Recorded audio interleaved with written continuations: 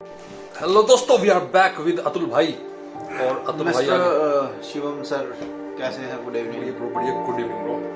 और बताइए आज हमारा टॉपिक क्या है, किस पे बात करने वाले हैं? क्या नहीं थी और हमारी ये हिम्मत जटानी चाहिए थी, क्योंकि पाकिस्तान कोई कुछ भी नहीं, कीड़ा मकोड़ा है।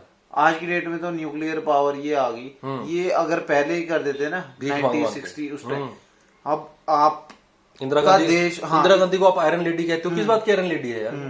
अगर वो आयरन लेडी होती है यार, उसे पाकिस्तान क्या हमारा पंजाब खा जाए पाकिस्तान को, उसे पाकिस्तान नहीं उठाया गया।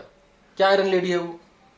और शास्त्री जी ने तो 2 साल के कार्यकाल में पाकिस्तान की बैंड बजा के रख दी थी। 2 साल का कार्यकाल था, ये 10-10, 15-15 साल राज कर गए, इनसे पाकिस्तान नहीं साफ हुआ।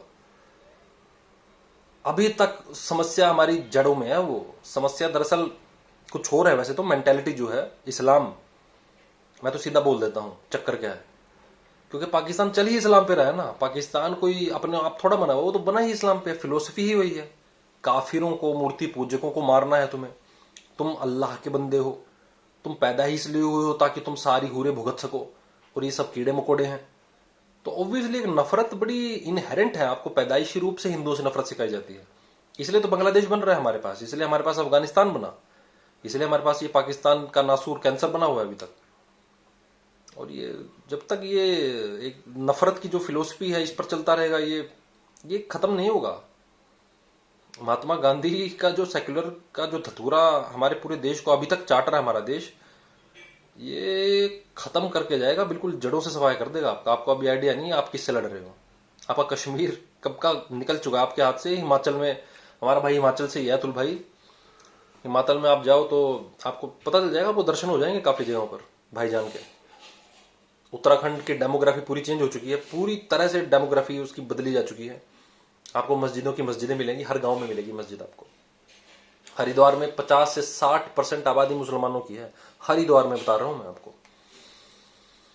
आपकी मथुरा, आपकी जो कृष्ण की जो जन्मभूमि है वृंदावन, वहां पर आसपास आप देख लीजिए क्या होने वाला है। आपकी नींद आपके बच्चों की मौत का कारण बनेगी। वो काम कर रहे हैं जन्नत के लिए, आपको पता भी नहीं है उनका लक्ष्य क्या है। और जब तक आप अपने दुश्मन को नहीं पहचान पाते, आप बहुत कुत्ते की मौत मरते हैं, क्योंकि आपको पता ही नहीं होता ना कौन मार रहा है आपको, क्यों मार रहा है, आप मरेंगे फिर। और कुछ कहना चाहते हो तुम भाई यार? ये मैंने वीडियो देखी थी। एक बंगाल की टीचर है, अच्छा। वो कह रही है कि एक धर्म ही सेकुलर है और बाकी जो इंडिया में और धर्म है वो सेकुलर है नहीं। एक धर्म कब तक सेकुलर होते जाएगा? सेकुलर होना का मतलब ये थोड़ा है कि आप हथियार नहीं उठा सकते।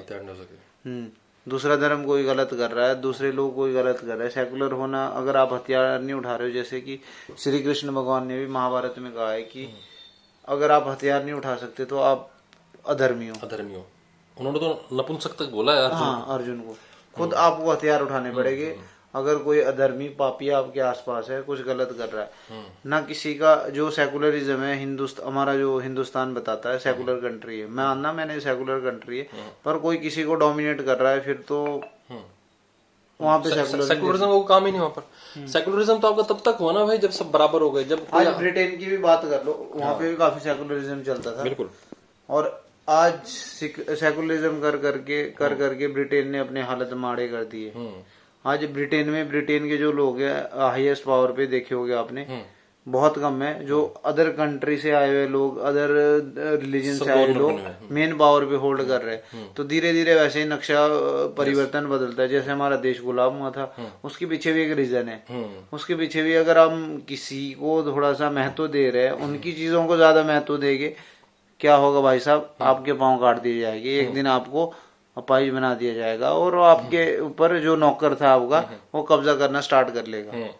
राइट, बिल्कुल बिल्कुल। अगर आपको इस बात में थोड़ा बहुत शक हो तो आप ग्रूमिंग गैंग्स करके गूगल पे सर्च कर सकते हैं। ग्रूमिंग गैंग दरअसल ब्रिटेन के वो गैंग हैं जो कि इस्लाम की जितनी भी फिलोसफी है उससे प्रेरित है। और वहाँ की नाबालिग कन्याएं 15 साल, 14 साल, 12 साल, 10 साल की बच्चियों को चुनते हैं, टारगेट करते हैं। 4-5 लड़के अपना एक ग्रुप बनाते हैं, उसके बाद उनसे बड़े लड़के, अंकल चचा टाइप के 50-50 साल के, और उसका बारी बारी शारीरिक यौन शोषण करते हैं। उसको फिर इतना गुलाम बना देते हैं अपनी आदतों का, अपने ड्रग्स का, कि वो कहीं जाने लायक, घर बसाने लायक, कैरियर बनाने लायक बचती ही नहीं। वो सिर्फ उनकी गुलाम लोंडी का कंसेप्ट किन किन किताबों में है, थोड़ा सर्च कीजिए, आपको ये कंसेप्ट हदीसों में और उस ऊपर से उतरी किताब में भर भर के मिलेगा। स्लेव वुमन, ठीक है, मैं ज्यादा नहीं बोलूंगा क्योंकि सच बोलने का सारा ठेका हमने नहीं लिया, लेकिन आप अपनी तरफ से भी सर्च कीजिए इस चीज को और अपने बच्चों को बताइए। असलियत बताने में कैसा डर, जब सब कुछ इंटरनेट ने आपके सामने खोल के रख दिया है। आप खुद सर्च कीजिए और बताइए ग्रूमिंग गैंग्स क्या है, क्या फिलोसफी है जिसकी वजह से इंडिया और पाकिस्तान अलग हुए। हमने तो नहीं देखा यार कभी सिखों को अलग होते हुए, हमने तो नहीं देखा यार जैनियों को अलग होते हुए, पारसियों को अलग होते हुए, क्रिश्चियंस को अलग होते हुए, बौद्धों को अलग होते हुए, जैनियों को अलग होते हुए, हमने तो नहीं देखा यार कभी। तो ये क्या मानसिकता है जो बार बार अलग हो रही है, बार बार आपको काटने की बात कर रही है, कश्मीर में रहकर हिंदुस्तान से नफरत कर रही है। इसके बारे में पढ़िए। और मैं आपको सिर्फ एक बात कहना चाहता हूं, कश्मीर फाइल्स नहीं देख सके तो बंगाल फाइल्स जरूर देखिए। अगर आप सेकुलर ज्यादा करते हैं तो जरूर देखिए।